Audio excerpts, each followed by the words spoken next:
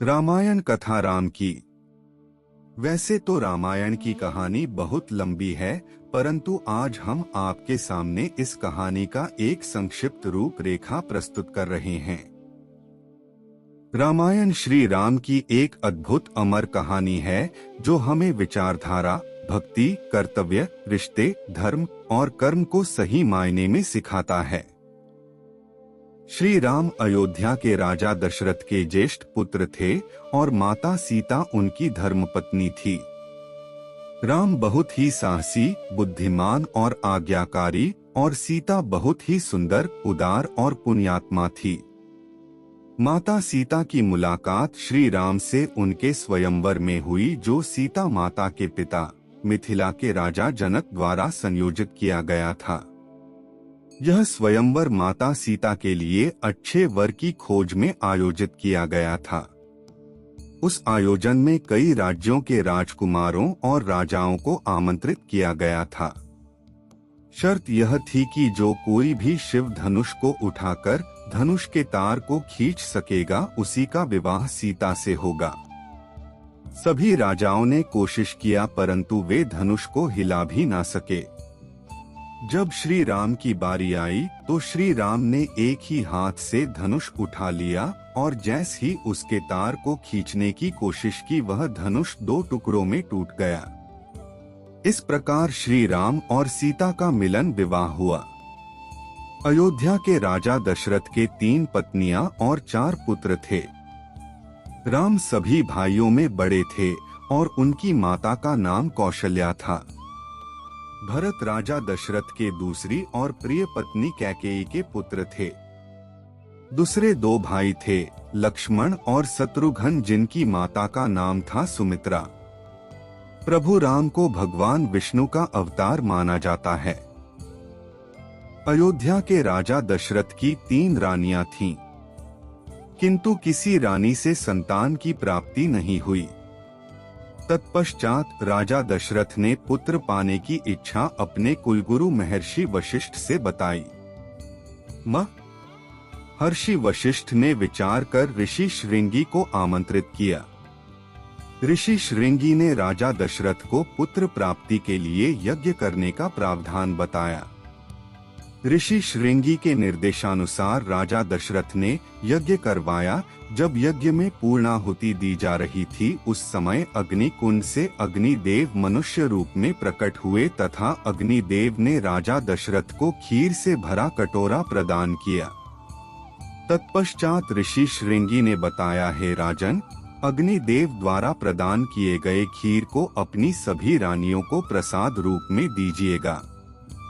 राजा दशरथ ने वह खीर अपनी 3 रानियों कौशल्या, कैकेयी एवं सुमित्रा में बांट दी। प्रसाद ग्रहण के पश्चात निश्चित अवधि में, अर्थात चैत्र माह में शुक्ल पक्ष की नवमी को राजा दशरथ के घर में माता कौशल्या के गर्भ से राम जी का जन्म हुआ तथा कैकेयी के गर्भ से भरत एवं सुमित्रा के गर्भ से लक्ष्मण तथा शत्रुघ्न का जन्म हुआ। राजा दशरथ के घर में चारों राजकुमार एक साथ समान वातावरण में पलने लगे। राम जन्म की खुशी में उसी समय से राम भक्त रामनवमी पर्व मनाते हैं। श्री रामनवमी की कहानी लंकाधिराज रावण से शुरू होती है। रावण अपने राज्यकाल में बहुत अत्याचार करता था। उसके अत्याचार से पूरी जनता त्रस्त थी, यहाँ तक कि देवतागण भी, क्योंकि रावण ने ब्रह्मा जी से अमर होने का वरदान ले लिया था। उसके अत्याचार से तंग होकर देवतागण भगवान विष्णु के पास गए और प्रार्थना करने लगे। फलस्वरूप प्रतापी राजा दशरथ की पत्नी कौशल्या की कोख से भगवान विष्णु ने राम के रूप में रावण को परास्त करने हेतु जन्म लिया। तब से चैत्र की नवमी तिथि को रामनवमी के रूप में मनाने की परंपरा शुरू हुई। ऐसा भी कहा जाता है कि नवमी के दिन ही स्वामी तुलसीदास ने रामचरितमानस की रचना शुरू की थी। पुराणों के मुताबिक राम के जन्म के बारे में भगवान शिव ने मां पार्वती को बताया था, वही आज हम आपको बताने जा रहे हैं कि भगवान राम ने जन्म क्यों लिया था। एक कहानी है कि ब्राह्मणों के शाप के कारण प्रतापभान, अरिमर्दन और धर्मरुचि यह तीनों रावण, कुंभकर्ण और विभीषण बने। रावण ने अपनी प्रजा पर बहुत अत्याचार किए। एक बार तीनों भाइयों ने घोर तप किया। तब से ब्रह्मा जी ने खुश होकर वर मांगने को कहा। इस पर रावण ने कहा कि हे प्रभु, हम वानर और इंसान दाएं जातियों को छोड़कर और किसी के मारे से न मरे, यह वर दीजिए। शिव जी ने और ब्रह्मा जी ने रावण का वर दिया। इसके बाद शिव जी ने और ब्रह्मा जी ने विशालकाय कुंभकर्ण को देखकर सोचा कि यह अगर रोज भोजन करेगा तो पृथ्वी को नाश हो जाएगा। तब मां सरस्वती ने उसकी बुद्धि फेर दी और कुंभकर्ण ने 6 माह की नींद मांग ली। विभीषण ने प्रभु के चरणों में अनन्य और निष्काम प्रेम की अभिलाषा जताई। वर देकर ब्रह्मा जी चले गए। तुलसीदास जी ने लिखा है कि जब पृथ्वी पर रावण का अत्याचार बढ़ा और धर्म की हानि होने लगी, तब भगवान शिव कहते हैं कि राम जन्म के हेतु अनेका, परम विचित्र एक ते एका। जब जब होई धर्म की हानि, बाढ़ी असुर अधम अभिमानी। तब तब प्रभु धरी विविध शरीरा, हरहिं कृपानिधि सज्जन पीरा। यानी जब जब धर्म का ह्रास होता है और अभिमानी राक्षस प्रवृत्ति के लोग बढ़ने लगते हैं, तब तब कृपानिधान प्रभु भांति भांति के दिव्य शरीर धारण कर सज्जनों की पीड़ा हरते हैं। वे असुरों को मारकर देवताओं को स्थापित करते हैं, अपने वेदों की मर्यादा की रक्षा करते हैं। यही श्री राम जी के अवतार का सबसे बड़ा कारण है। जब राम को एक तरफ राज तिलक करने की तैयारी हो रही थी, तभी उसकी सौतेली मां कैकेयी अपने पुत्र भरत को अयोध्या का राजा बनाने का षड्यंत्र रच रही थी। यह षड्यंत्र बूढ़ी मंथरा के द्वारा किया गया था। रानी कैकेयी ने एक बार राजा दशरथ की जीवन की रक्षा की थी। तब राजा दशरथ ने उन्हें कुछ भी मांगने के लिए पूछा था, पर कैकेयी ने उसी वचन के बल पर कैकेयी ने राजा दशरथ से पुत्र भरत के लिए अयोध्या का सिंहासन और राम के लिए 14 वर्ष का वनवास मांगा। श्री राम तो आज्ञाकारी थे, इसलिए उन्होंने अपने सौतेली मां कैकेयी की बातों को आशीर्वाद माना और माता सीता और प्रिय भाई लक्ष्मण के साथ 14 वर्ष का वनवास व्यतीत करने के लिए राज्य छोड़कर चले गए। इस असीम दुख को राजा दशरथ सह नहीं पाए और उनकी मृत्यु हो गई। कैकेयी के पुत्र भरत को जब यह बात पता चली तो उसने भी राजगद्दी लेने से इनकार कर दिया। रामायण में 14 वर्ष का वनवास राम, सीता और लक्ष्मण वनवास के लिए निकल पड़े। रास्ते में उन्होंने कई असुरों का संहार किया और कई पवित्र और अच्छे लोगों से भी वे मिले। वे वन चित्रकूट में एक कुटिया बनाकर रहने लगे। एक बार की बात है, लंका के असुर राजा रावण की छोटी बहन शूरपणखा ने राम को देखा और वह मोहित हो गई। उसने राम को पाने की कोशिश की, पर राम ने उत्तर दिया, मैं तो विवाहित हूँ, मेरे भाई लक्ष्मण से पूछ के देखो। तब शूरपणखा लक्ष्मण के पास जाकर विवाह का प्रस्ताव रखने लगी, पर लक्ष्मण ने साफ इनकार कर दिया। तब शूरपणखा ने क्रोधित होकर माता सीता पर आक्रमण कर दिया। यह देखकर लक्ष्मण ने चाकू से शूरपणखा का नाक काट दिया। कटी हुई नाक के साथ रोते हुए जब शूरपणखा लंका पहुंची तो सारी बातें जानकर रावण को बहुत क्रोध आया।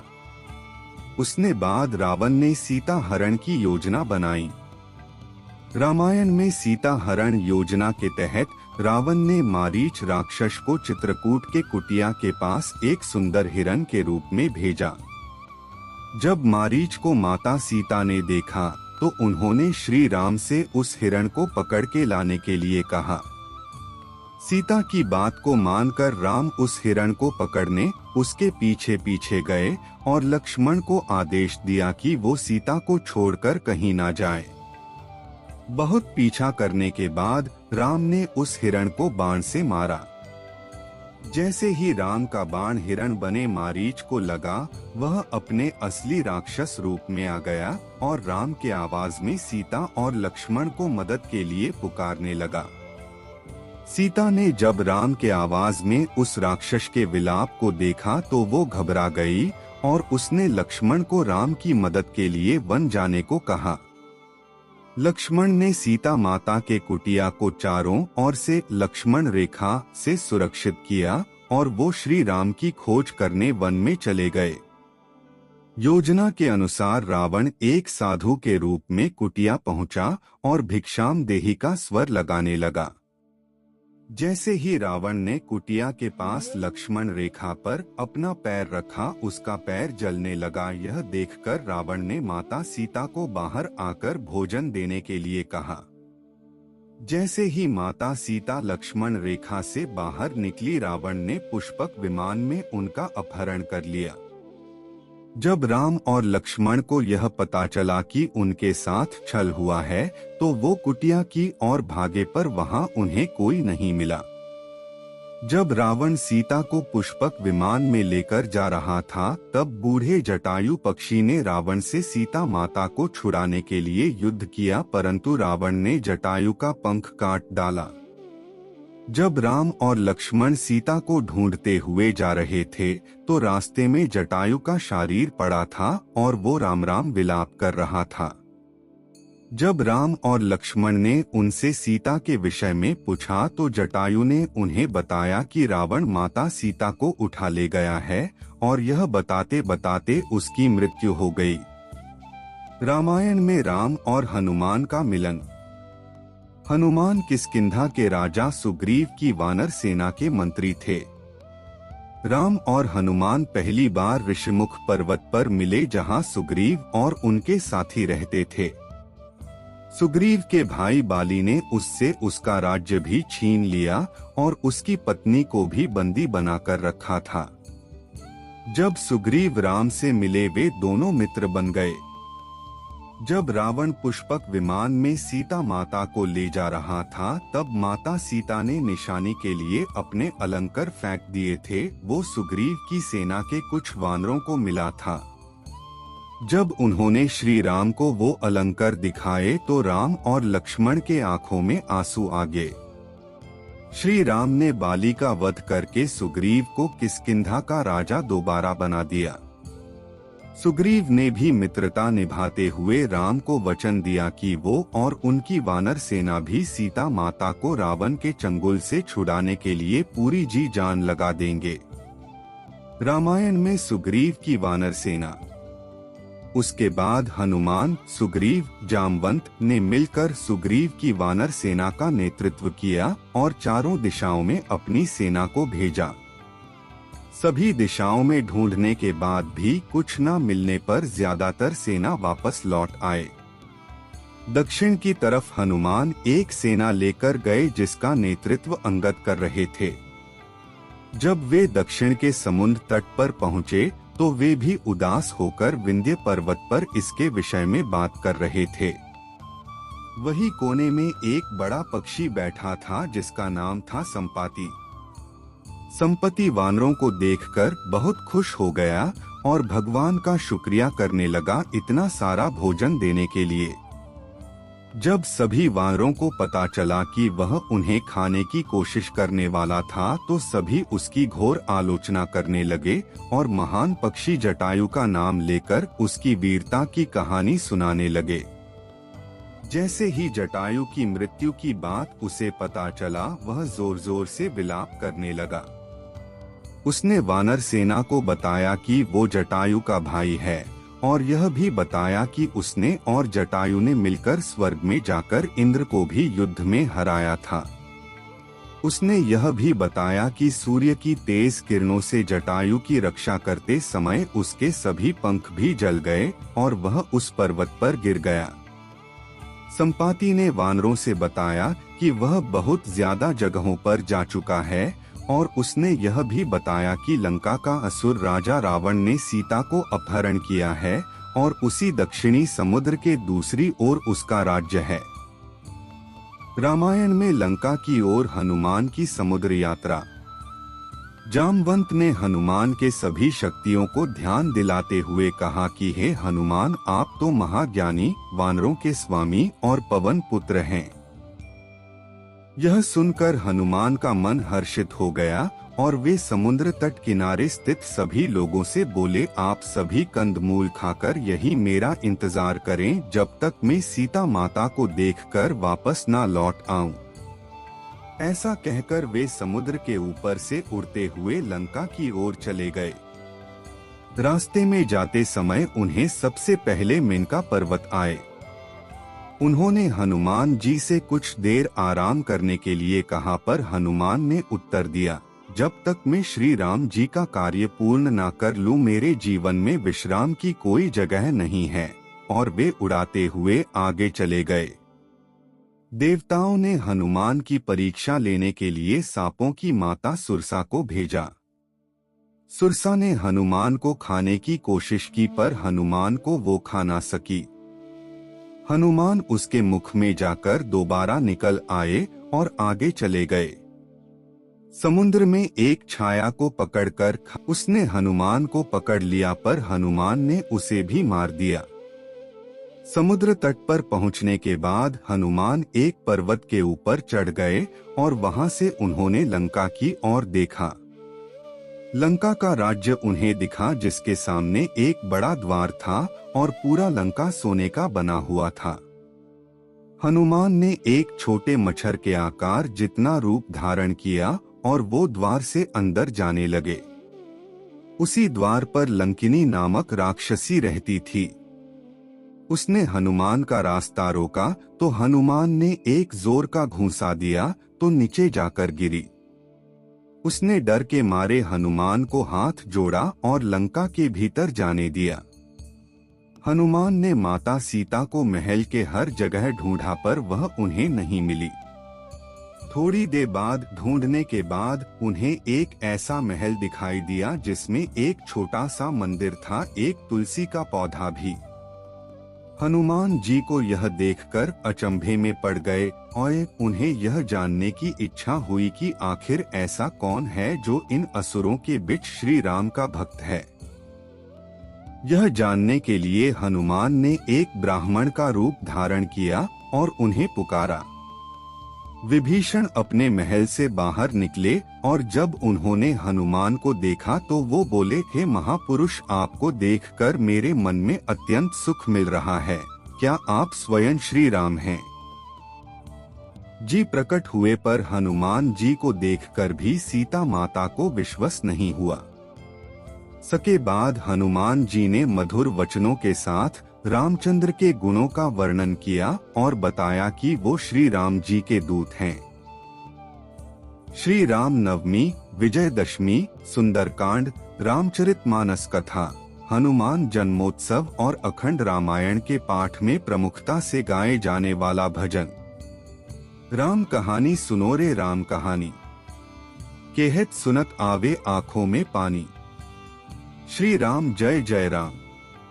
दशरथ के राज दुलारे, कौशल्या की आंख के तारे, वे सूर्य वंश के सूरज, वे रघुकुल के उजियारे। राजीव नयन बोले मधुभरी वाणी, राम कहानी सुनो रे राम कहानी। शिव धनुष भंग प्रभु करके, ले आए सीता वर के। घर त्याग भये वनवासी, पित की आज्ञा सर धर के। लखन सियाले संग, छोड़ी रजधानी। राम कहानी सुनो रे राम कहानी। खल भेष भिक्षु धर के, भिक्षा का आग्रह करके। उस जनक सुता सीता को, छल बल से ले गया हर के। बड़ा दुख पावे राजा राम जी की रानी।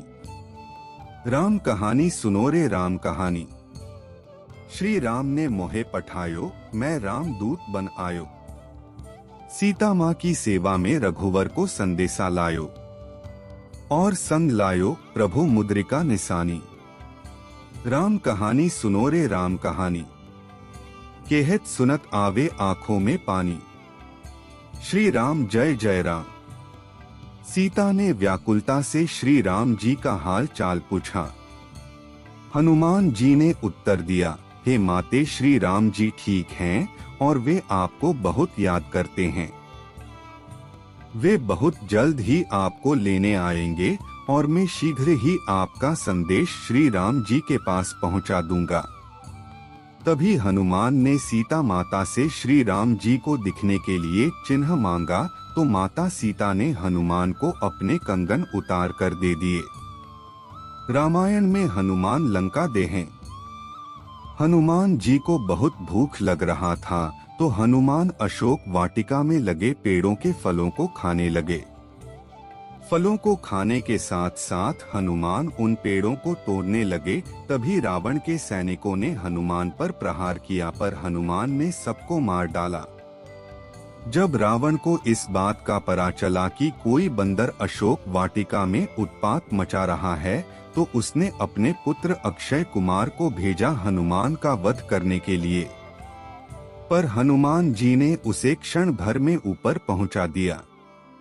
कुछ देर बाद जब रावण को अपने पुत्र की मृत्यु का पता चला, वह बहुत ज्यादा क्रोधित हुआ। उसके बाद रावण ने अपने ज्येष्ठ पुत्र मेघनाद को भेजा। हनुमान के साथ मेघनाद का बहुत ज्यादा युद्ध हुआ, पर कुछ ना कर पाने के बाद मेघनाद ने ब्रह्मास्त्र चला दिया। ब्रह्मास्त्र का सम्मान करते हुए हनुमान स्वयं बंधक बन गए। हनुमान को रावण की सभा में लाया गया। रावण हनुमान को देखकर हंसा और फिर क्रोधित होकर उसने प्रश्न किया, रे वानर, तूने किस कारण अशोक वाटिका को तहस-नहस कर दिया? तूने किस कारण से मेरे सैनिकों और पुत्र का वध कर दिया? क्या तुझे अपने प्राण जाने का डर नहीं है? यह सुनकर हनुमान ने कहा, हे रावण, जिसने महान शिव धनुष को पल भर में तोड़ डाला, जिसने खर, दूषण, त्रिशिरा और बाली को मार गिराया, जिसकी प्रिय पत्नी का तुमने अपहरण किया, मैं उन्हीं का दूत हूँ। मुझे भूख लग रहा था, इसलिए मैंने फल खाए और तुम्हारे राक्षसों ने मुझे खाने नहीं दिया, इसलिए मैंने उन्हें मार डाला। अभी भी समय है, सीता माता को श्री राम को सौंप। रावण हनुमान की बात सुनकर हंसने लगा और बोला, रे दुष्ट, तेरी मृत्यु तेरे सिर पर है। ऐसा कहकर रावण ने अपने मंत्रियों को हनुमान को मार डालने का आदेश दिया। यह सुनकर सभी मंत्री हनुमान को मारने दौड़े। तभी विभीषण वहां आ पहुंचे और बोले, रुको, दूत को मारना सही नहीं होगा, यह नीति के विरुद्ध है। कोई और भयानक दंड देना चाहिए। सभी ने कहा, बंदर का पूंछ उसको सबसे प्यारा होता है, क्यों ना तेल में कपड़ा डुबाकर इसकी पूंछ में बंधकर आग लगा दिया जाए। हनुमान की पूंछ पर तेल वाला कपड़ा बंधकर आग लगा दिया गया। जैसे ही पूंछ में आग लगी, हनुमान जी बंधन मुक्त होकर एक छत से दूसरे में कूदते गए और पूरी सोने की लंका में आग लगा के समुद्र की ओर चले गए और वहां अपनी पूंछ पर लगी आग को बुझा दिया। वहां से सीधे हनुमान जी श्री राम के पास लौटे और वहां उन्होंने श्री राम को सीता माता के विषय में बताया और उनके कंगन भी दिखाए। सीता माता के निशानी को देखकर श्री राम भावुक हो गए। रामायण में सागर पर राम सेतु निर्माण। अब श्री राम और वानर सेना की चिंता का विषय था, कैसे पूरी सेना समुद्र के दूसरे ओर जा सकेंगे। श्री राम जी ने समुद्र से निवेदन किया कि वे रास्ता दें ताकि उनकी सेना समुद्र पार कर सके, परंतु कई बार कहने पर भी समुद्र ने उनकी बात नहीं मानी। तब राम ने लक्ष्मण से धनुष मांगा और अग्नि बाण को समुद्र पर साधा, जिससे कि पानी सूख जाए और वे आगे बढ़ सकें। जैसे ही श्री राम ने ऐसा किया, समुद्र देव डरते हुए प्रकट हुए और श्री राम से माफी मांगी और कहा, हे नाथ, ऐसा ना करें, आपके इस बाण से मेरे में रहते वाले सभी मछलियां और जीवित प्राणी का अंत हो जाएगा। श्री राम ने कहा, हे समुद्र देव, हमें यह बताएं कि मेरी यह विशाल सेना इस समुद्र को कैसे पार कर सकते हैं।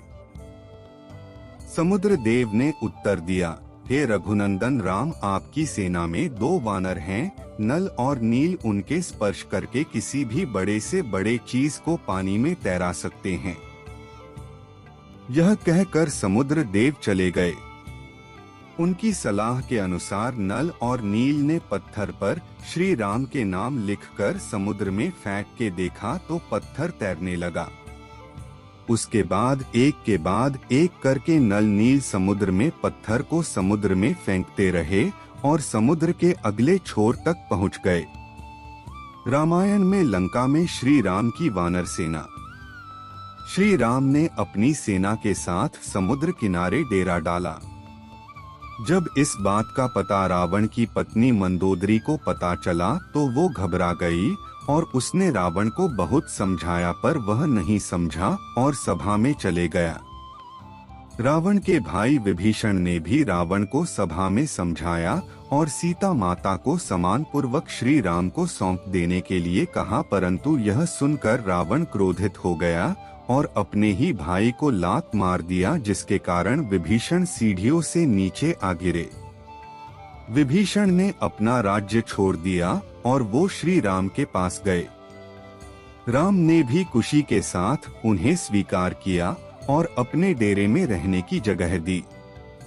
आखिरी बार श्री राम ने बाली पुत्र अंगद कुमार को भेजा पर रावण तब भी नहीं माना। रामायण में अधर्म पर धर्म की विजय के लिए युद्ध। श्री राम और रावण की सेना के बीच भीषण युद्ध हुआ। इस युद्ध में लक्ष्मण पर मेघनाद ने शक्ति बाण से प्रहार किया था, जिसके कारण हनुमान जी संजीवनी बूटी लेने के लिए हिमालय पर्वत गए, परंतु वे उस पौधे को पहचान ना सके, इसलिए वे पूरा हिमालय पर्वत ही उठा लाए थे। इस युद्ध में रावण की सेना के श्री राम की सेना प्रसत कर देती है और अंत में श्री राम रावण के नाभि में बाण मारकर उसे मार देते हैं और सीता माता को छुड़ा लाते हैं। श्री राम विभीषण को लंका का राजा बनाते देते हैं। श्री राम माता सीता और भाई लक्ष्मण के साथ अपने राज्य 14 वर्ष के वनवास से लौटते हैं। उत्तर रामायण के अनुसार अश्वमेध यज्ञ पूर्ण होने के पश्चात भगवान श्री राम ने बड़ी सभा का आयोजन कर सभी देवताओं, ऋषि मुनियों, किन्नरों, यक्षों व राजाओं आदि को उसमें आमंत्रित किया। सभा में आए नारद मुनि के भड़काने पर एक राजन ने भरी सभा में ऋषि विश्वामित्र को छोड़कर सभी को प्रणाम किया। ऋषि विश्वामित्र गुस्से से भर उठे और उन्होंने भगवान श्री राम से कहा कि अगर सूर्यास्त से पूर्व श्री राम ने उस राजा को मृत्यु दंड नहीं दिया तो वो राम को श्राप दे देंगे। इस पर श्री राम ने उस राजा को सूर्यास्त से पूर्व मारने का प्रण ले लिया।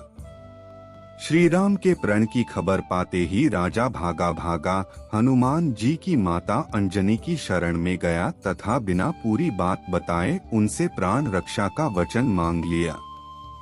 तब माता अंजनी ने हनुमान जी को राजन की प्राण रक्षा का आदेश दिया। हनुमान जी ने श्री राम की शपथ लेकर कहा कि कोई भी राजन का बाल भी बांका नहीं कर पाएगा, परंतु जब राजन ने बताया कि भगवान श्री राम ने ही उसका वध करने का प्रण किया है तो हनुमान जी धर्म संकट में पड़ गए कि राजन के प्राण कैसे बचाएं और माता का दिया वचन कैसे पूरा करें तथा भगवान श्री राम को श्राप से कैसे बचाएं। धर्म संकट में फंसे हनुमान जी को एक योजना सूझी। हनुमान जी ने राजन से सरयू नदी के तट पर जाकर राम नाम जपने के लिए कहा। हनुमान जी खुद सूक्ष्म रूप में राजन के पीछे छिप गए। जब राजन को खोजते हुए श्री राम सरयू तट पर पहुंचे तो उन्होंने देखा कि राजन राम राम जप रहा है। प्रभु श्री राम ने सोचा, ये तो भक्त है, मैं भक्त के प्राण कैसे ले लूं? श्री राम ने राजभवन लौटकर ऋषि विश्वामित्र से अपनी दुविधा कही। विश्वामित्र अपनी बात पर अडिग रहे और जिस पर श्री राम को फिर से राजन के प्राण लेने हेतु सरयू तट पर लौटना पड़ा। अब श्री राम के समक्ष भी धर्म संकट खड़ा हो गया कि कैसे वो राम नाम जप रहे अपने ही भक्त का वध करें। राम सोच रहे थे कि हनुमान जी को उनके साथ होना चाहिए था, परंतु हनुमान जी तो अपने ही आराध्य के विरुद्ध सूक्ष्म रूप से एक धर्मयुद्ध का संचालन कर रहे थे। हनुमान जी को यह ज्ञात था कि राम नाम जपते हुए राजन को कोई भी नहीं मार सकता, खुद मर्यादा पुरुषोत्तम राम भी नहीं। श्री राम ने सरयू तट से लौटकर राजन को मारने हेतु जब शक्ति बाण निकाला, तब हनुमान जी के राम जानते थे राम नाम जपने वाले पर शक्ति बाण असर नहीं करता। वो असहाय होकर राजभवन लौट गए। विश्वामित्र उन्हें लौटा देखकर श्राप देने को उतारू हो गए और राम को फिर सरयू तट पर जाना पड़ा। इस बार राजा हनुमान जी के इशारे पर जय जय सियाराम जय जय हनुमान गा रहा था। प्रभु श्री राम ने सोचा कि मेरे नाम के साथ साथ ये राजन शक्ति और भक्ति की जय बोल रहा है, ऐसे में कोई अस्त्र शस्त्र इसे मार नहीं सकता। इस संकट को देखकर श्री राम मूर्छित हो गए। तब ऋषि वशिष्ठ ने ऋषि विश्वामित्र को सलाह दी कि राम को इस तरह संकट में न डालें। उन्होंने कहा कि श्री राम चाह कर भी राम नाम जपने वाले को नहीं मार सकते, क्योंकि जो बल राम के नाम में है और खुद राम में नहीं है। संकट बढ़ता देखकर ऋषि विश्वामित्र ने राम को संभाला और अपने वचन से मुक्त कर दिया। मामला संभलते देखकर राजा के पीछे छिपे हनुमान वापस अपने रूप में आ गए और श्री राम के चरणों में आ गिरे। तब प्रभु श्री राम ने कहा कि हनुमान जी ने इस प्रसंग से सिद्ध कर दिया है कि भक्ति की शक्ति सदैव आराध्य की ताकत बनती है तथा सच्चा भक्त सदैव भगवान से भी बड़ा रहता है। इस प्रकार हनुमान जी ने राम नाम के सहारे श्री राम को भी हरा दिया। धन्य है राम नाम और धन्य धन्य है प्रभु श्री राम के भक्त हनुमान। जिस सागर को बिना सेतु के लांघ सके न राम, कूद गए हनुमान जी उसी को लेकर राम का नाम। तो अंत में निकला ये परिणाम कि राम से बड़ा राम का नाम। वनवास यात्रा के साक्ष्य बने स्थानों की वहीं यदि उनके वनवास के दिनों की घटनाओं की करें तो वहां से भी हम बहुत कुछ जान सीख सकते हैं। आइए जाने भारत में स्थित उन स्थानों एवं घटनाओं के बारे में जहां श्री राम के पावन चरण पड़े थे। रामायण में केवट प्रसंग। वाल्मीकि रामायण के अनुसार अयोध्या का राजमहल त्यागने के बाद भगवान राम माता सीता अनुज लक्ष्मण संग सर्वप्रथम अयोध्या से कुछ दूर मनसा नदी के समीप पहुँचे। वहां से गोमती नदी पार कर वे इलाहाबाद के समीप वेशरंगवेपुर गए, जो राजा गुह का क्षेत्र था, जहां उनकी भेंट केवट से हुई, जिसको उन्होंने गंगा पार करवाने को कहा था। वर्तमान में वेशरंगवेपुर सिगरौरी के नाम से जाना जाता है, जो कि इलाहाबाद के समीप स्थित है। वहीं गंगा पार कर भगवान ने कुरई नामक स्थान में कुछ दिन विश्राम किया था। यहाँ एक छोटा मंदिर है जो उनके विश्राम स्थल के रूप में जाना जाता है। रामायण में चित्रकूट का घाट कुरई से आगे भगवान राम प्रयाग आज के इलाहाबाद की ओर गए। इलाहाबाद स्थित बहुत से स्मारक उनके वहां व्यतीत किए दिनों के साक्ष्य है। इसमें वाल्मीकि आश्रम, मांडव्य आश्रम, भरतकूप आदि प्रमुख है। विद्वानों के अनुसार यही वह स्थान है जहां उनके अनुज भरत उन्हें मनाने के लिए आए थे और श्री राम के मना करने के बाद उनकी चरण पादुकाओं को राज सिंहासन पर रखकर अयोध्या नगरी का भार संभाला था, क्योंकि तब दशरथ भी स्वर्ग सिधार चुके थे। रामायण में अत्रि ऋषि का आश्रम। वहां से प्रस्थान कर भगवान सतना मध्य प्रदेश पहुँचे। यहाँ उन्होंने अत्रि ऋषि के आश्रम में कुछ समय व्यतीत किया। अत्रि ऋषि अपनी पत्नी माता अनुसूया के साथ निवास करते थे। अत्रि ऋषि, माता अनुसूया एवं उनके भक्त सभी वन के राक्षसों से काफी भयभीत रहते थे। श्री राम ने उनके भय को दूर करने के लिए सभी राक्षसों का वध कर दिया। रामायण में दंडकारण्य। अत्रि ऋषि से आज्ञा लेकर भगवान ने आगे पढ़ने वाले दंडकारण्य छत्तीसगढ़ के वनों में अपनी कुटिया बनाई।